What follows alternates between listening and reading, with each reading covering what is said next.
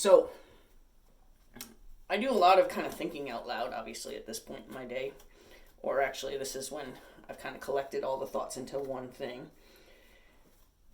And I had talked about, like, what are your weight loss hacks, I guess? What are your, like, weight loss tricks? How do you convince yourself it's time to stop just wishing you lost 5 pounds, but actually get out there and do something about, or, you've decided, hey, I've really neglected my health most of my life.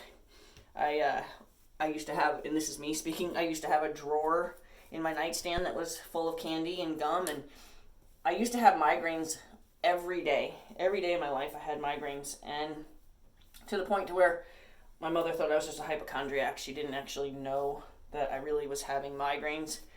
I was never diagnosed.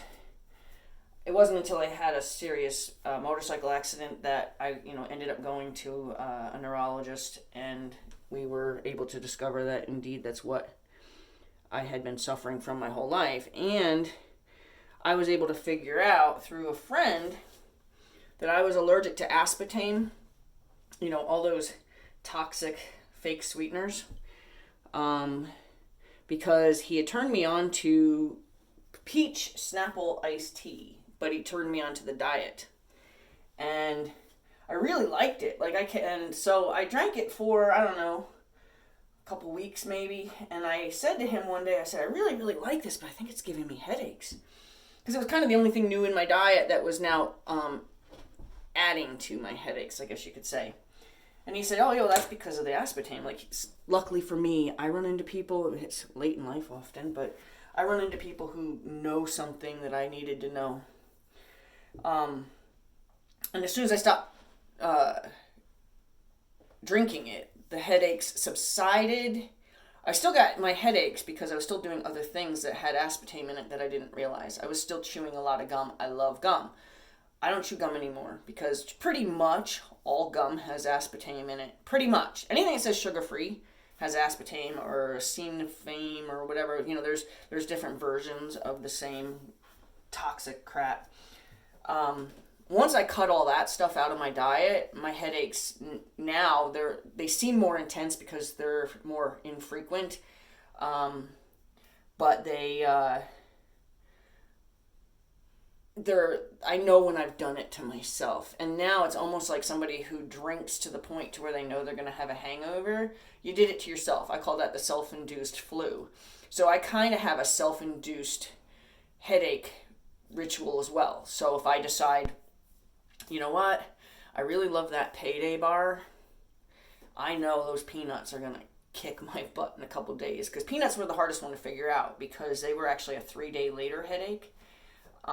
So they were like one of those delayed migraines. So that was the hardest one to figure out. But some days I just really crave that salty, nougat, like whatever. Some days I just really crave that. And I make the mental, conscious decision to eat that prepared for my headache. I do it on purpose. Sometimes it's worth it. Now there were candy bars that I would get headaches from, and the headaches were just unbearable or whatever, and I'd be like, well, that was so not worth it. Like, for example, there was one from the, the name just, Butterfinger, and there was like a new Butterfinger that had come out, and it wasn't even nearly delicious enough to warrant the 3-day headache I had because of it. So, never gonna, so I stay away from things I know really, really hurt me. And I weigh out the value. Is this going to be worth a headache? Am I going to enjoy this enough for the headache? It's kind of like, am I going to enjoy the party enough for the hangover? So I started really, deciding recently that I'm going to pay attention a little bit more to my health because I've done not very good things for my health.